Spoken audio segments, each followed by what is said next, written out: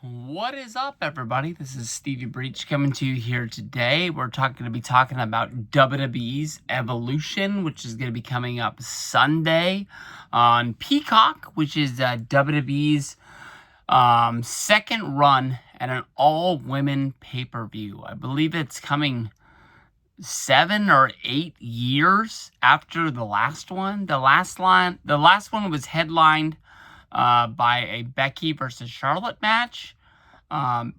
Nikki Bella versus Ronda Rousey in the main event.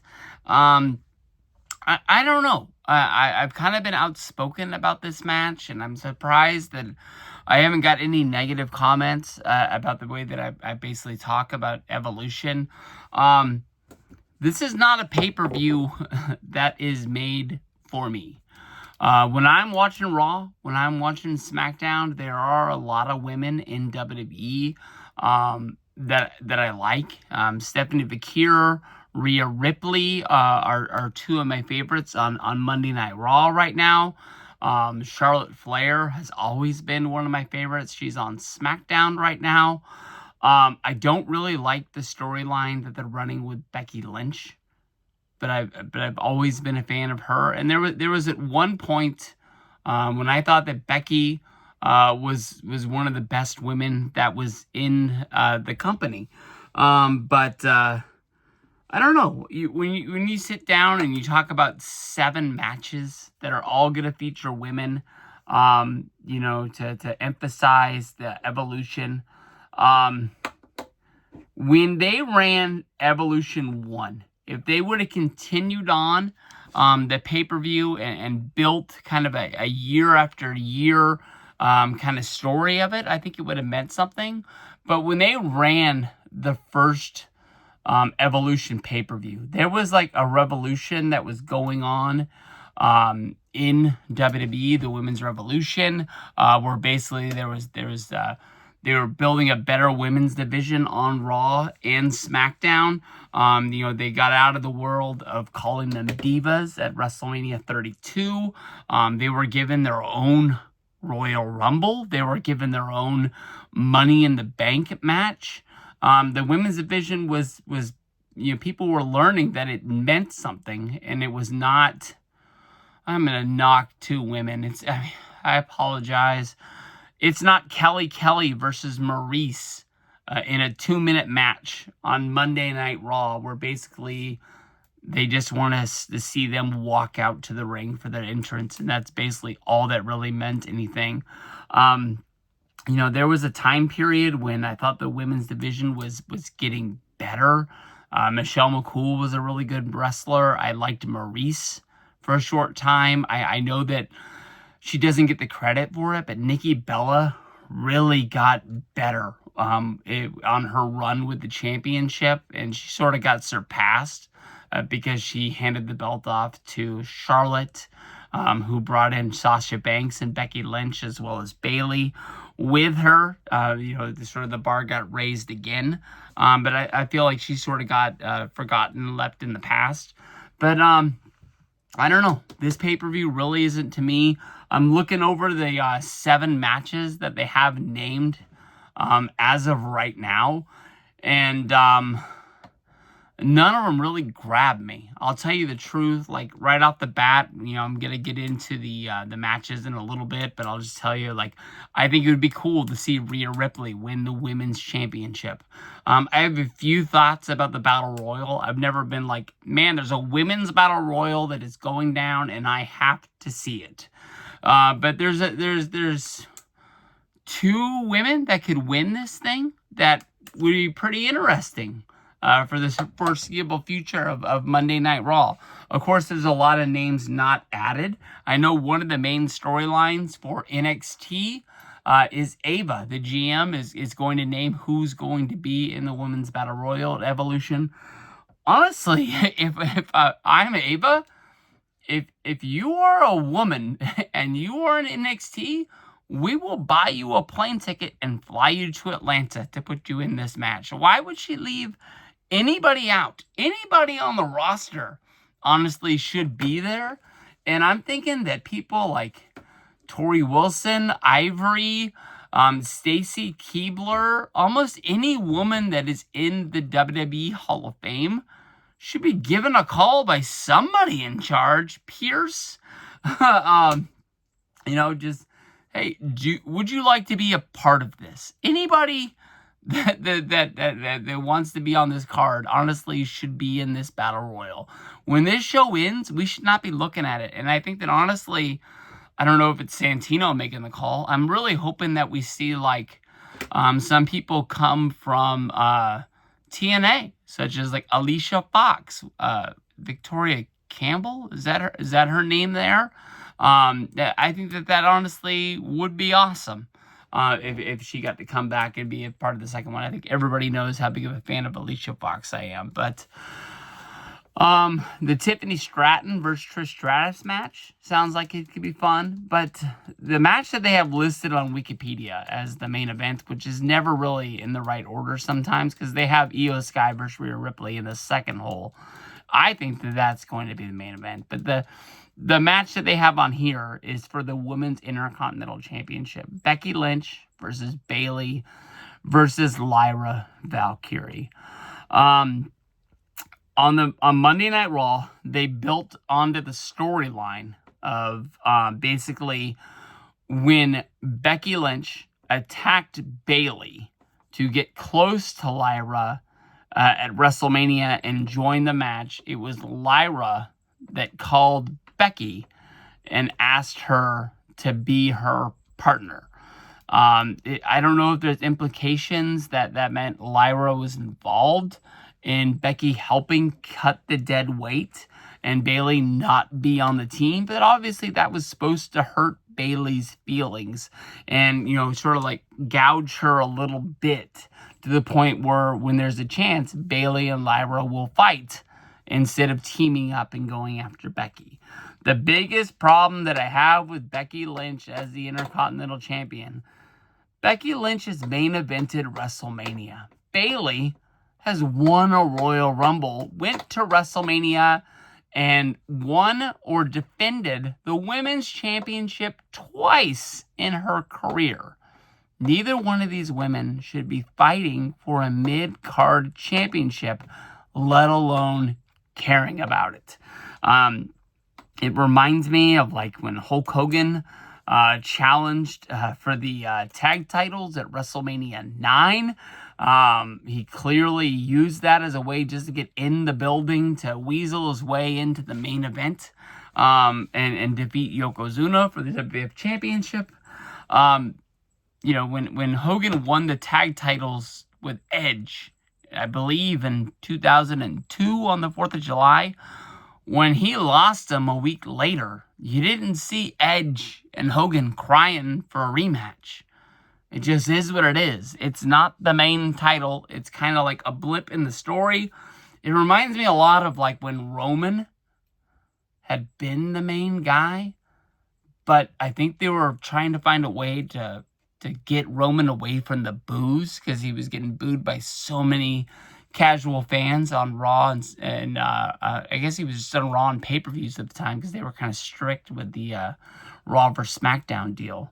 But like he won the Intercontinental Championship, and he was like defending that thing on Raw in main events when there was a WWE Championship that it seemed like he wanted no part of for some reason. I think that basically it was WWE's way of like being like, he's in the main event. Or he's not the main event. He's not the main guy. I mean, you're still getting another match.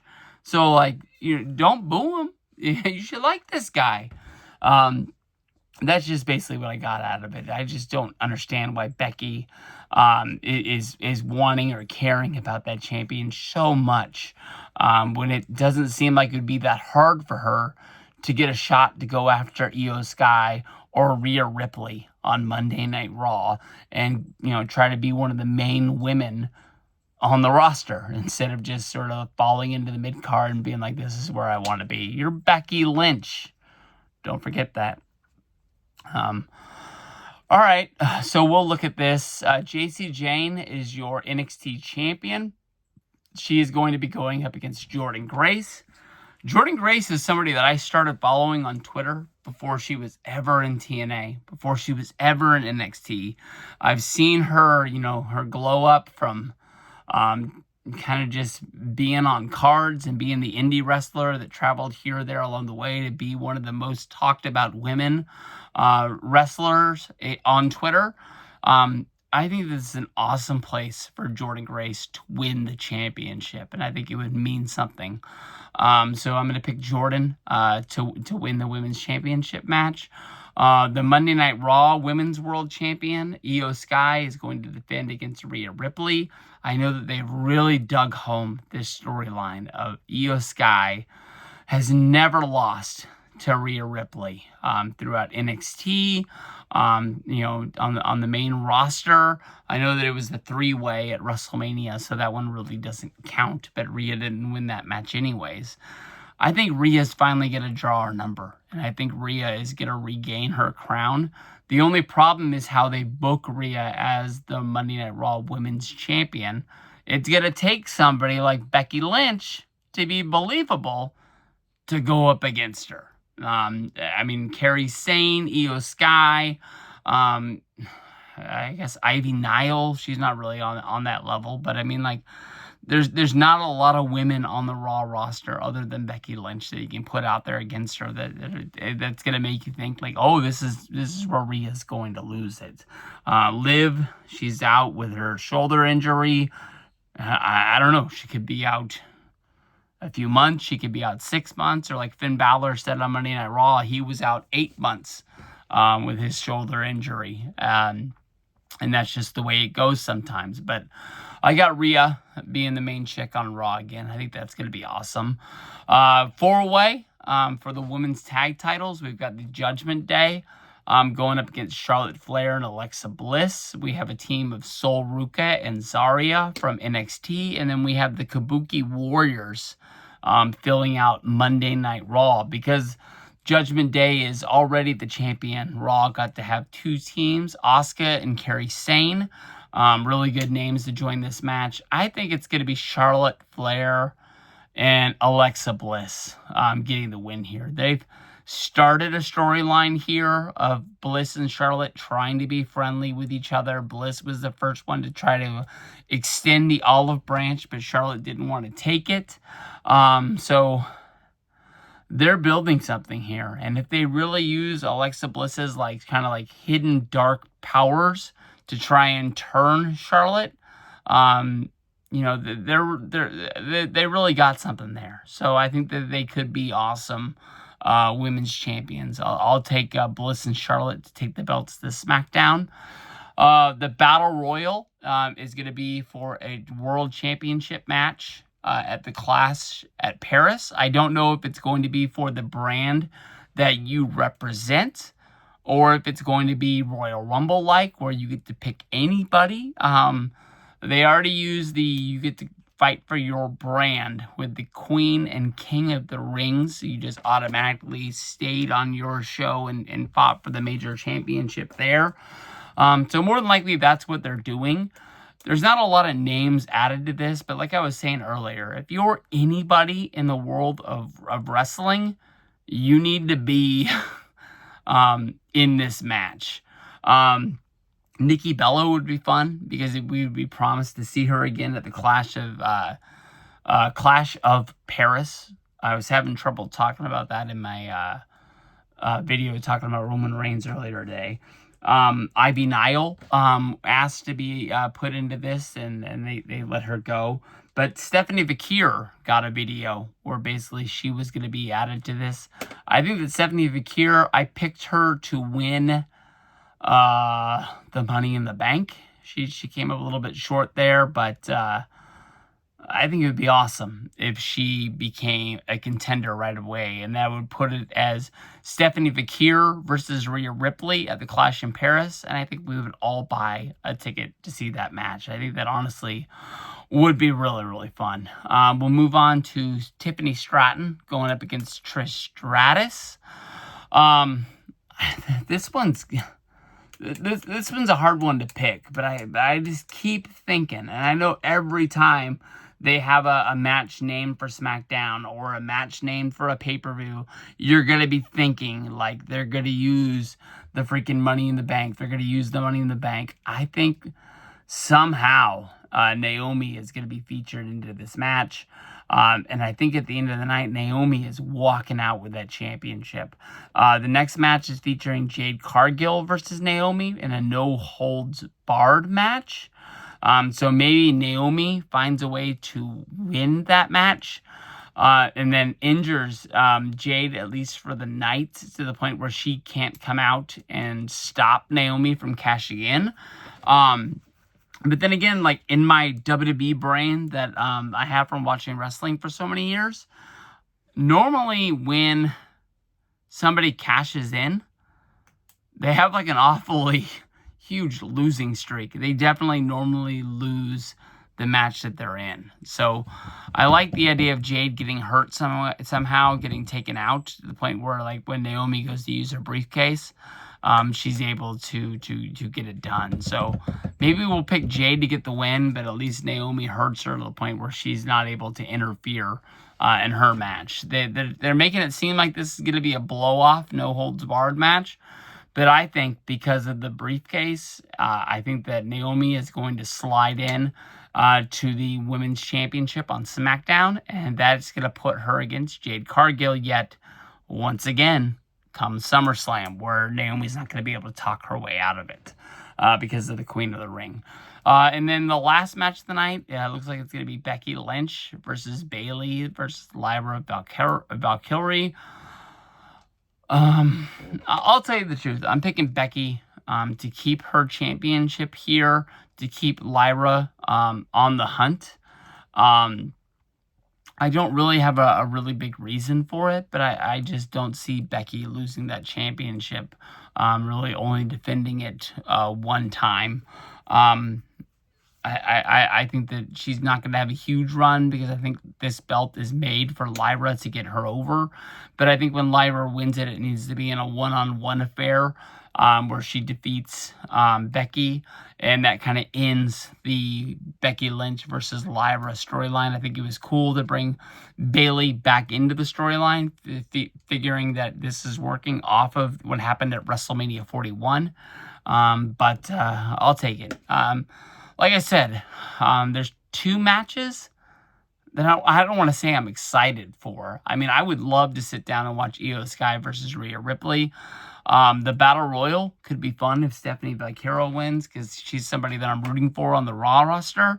But nothing really out there. But I'm sure there's lots of little girls, there's lots of women in the world that got this date circled on their calendar as Evolution 2. They're going to be pumped for this one. A lot of people say that WWE planned Evolution to try to fight off AEW's All In this weekend. I think if they were going to do that, wouldn't they plan it, all three shows, the Great American Bash, Saturday night's main event, as well as Evolution, all on one night? Or maybe not do Saturday night's main event and just have the two, pay-per-view style cards, PLEs or whatever you want to call them, go up against All In head-to-head. I don't know why you would plan it the next day, because as far as I know, AEW is not running a show on Sunday. But I don't know. That's about it. Hope everybody has a good day, and we'll say peace out. We'll see you down the road. Thanks, guys.